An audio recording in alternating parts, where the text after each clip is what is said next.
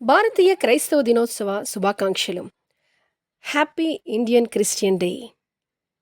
America సంయుక్త రాష్ట్రాలలో సువార్త ప్రకటింపబడకముందే క్రీస్తు యొక్క మరణము, సమాధి, పునరుత్థానం యొక్క సందేశము విన్న మొదటి దేశాలలో భారతదేశం ఒకటి. యేసుక్రీస్తు శిష్యుల్లో ఒకరైన అపోస్తలుడైన తోమా గారు క్రీస్తు శకం 52లో భారతదేశానికి వచ్చి క్రీస్తు రక్షణ సువార్తను అందించి క్రీస్తు శకం 52లో హతసాక్షి అయినారు. ఆయన జ్ఞాపకార్థంగా జూలై 3వ తేదీన భారతీయ క్రైస్తవ దినోత్సవంగా ప్రకటించడం చాలా సంతోషకరం.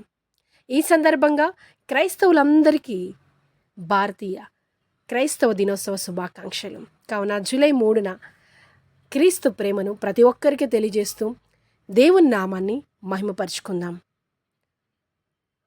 God bless you. Happy Indian Christian day. Have a blessed day.